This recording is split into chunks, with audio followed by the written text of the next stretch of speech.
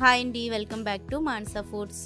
ఈరోజు వీడియోలో చూపించబోతున్న రెసిపీ వచ్చేసి ఆంధ్ర స్టైల్ గోంగూర చికెన్ కర్రీని చాలా సింపుల్ ప్రాసెస్లో ఎలా చేసుకోవాలో చూపించబోతున్నానండి.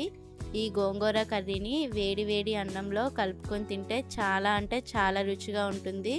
సో లేట్ చేయకుండా ఈ గోంగూర కర్రీని చాలా సింపుల్ ప్రాసెస్లో ఎలా చేసుకోవాలో చూద్దాం రండి. ముందుగా 1 కేజీ చికెన్ని ఉప్పు నిమ్మరసం వేసి 2-3 సార్లు శుభ్రంగా కడిగి ఒక పక్కన పెట్టుకోవాలి. ఇప్పుడు 2 మీడియం సైజు గోంగూర కట్టల ఆకులను శుభ్రంగా కడిగి ఉడికించుకొని ఈ విధంగా బరకగా గ్రైండ్ చేసి ఒక పక్కన పెట్టుకోవాలి. ఇప్పుడు స్టవ్ పైన ఒక కడాయిని పెట్టుకొని 4 టేబుల్ స్పూన్స్ వరకు ఆయిల్ వేసి ఆయిల్ వేడైన తర్వాత 1 ఇంచు దాల్చిన చెక్క, 1 బిర్యానీ ఆకు, 1/2 టేబుల్ స్పూను జీలకర్ర, 1 మీడియం సైజు సన్నగా కట్ చేసుకున్న ఉల్లిపాయ ముక్కలు, 2 రెబ్బలు కరివేపాకు, 5-6 పచ్చిమిర్చి చీలికలు వేసి ఉల్లిపాయ పచ్చివాసన పోయేంత వరకు బాగా వేగించుకోవాలి.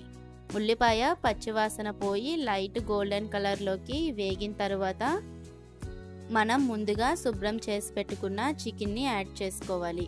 అందులోనే రుచికి సరిపడినంత ఉప్పు, 2 టేబుల్ స్పూన్స్ వరకు ఫ్రెష్గా దంచి పెట్టుకున్న అల్లం వెల్లుల్లి పేస్ట్ వేసి హై ఫ్లేమ్లో ఒక 2 నిమిషాల పాటు వేగించుకోవాలి. చికెన్ని 2 నిమిషాల పాటు వేగించుకున్న తర్వాత 1 మీడియం సైజు సన్నగా కట్ చేసుకున్న టమాటా ముక్కలు వేసి మూత పెట్టి మీడియం ఫ్లేమ్లో 5 నిమిషాల పాటు ఉడికించుకోవాలి. 5 నిమిషాల తర్వాత మూత తీసి చూస్తే మనకి చికెన్ నుండి వాటర్ అనేది ఈ విధంగా బయటకు వస్తుందండి. ఈ విధంగా వాటర్ అనేది బయటకు వచ్చినప్పుడు ఒకసారి అడుగు నుండి మొత్తం అంతా కలిసే విధంగా బాగా మిక్స్ చేసుకోవాలి. బాగా మిక్స్ చేసుకున్న తర్వాత మీరు తినే కారానికి తగ్గట్టు 2 లేదా 3 టేబుల్ స్పూన్స్ వరకు కారం పొడిని వేసుకొని 1 టేబుల్ స్పూన్ వరకు చికెన్ మసాలా, 1 టేబుల్ స్పూన్ వరకు గరం మసాలాను వేసి మొత్తం అంతా కలిసే విధంగా బాగా మిక్స్ చేసుకోవాలి. మొత్తం అంతా కలిసే విధంగా బాగా మిక్స్ చేసుకున్న తర్వాత మంటను మీడియం ఫ్లేమ్లో పెట్టి మూత పెట్టి 5 నిమిషాల పాటు ఉడికించుకోవాలి. 5 నిమిషాల తర్వాత మూత తీసి ఒకసారి అడుగు నుండి మొత్తం అంతా కలిసే విధంగా బాగా మిక్స్ చేసుకోవాలి. బాగా మిక్స్ చేసుకున్న తర్వాత మనం ముందుగా గ్రైండ్ చేసి పెట్టుకున్న గోంగూర మొత్తాన్ని యాడ్ చేసుకోవాలి. గోంగూర వేసిన తర్వాత ఒకసారి మొత్తం అంతా కలిసేటట్టు బాగా మిక్స్ చేసుకోవాలి.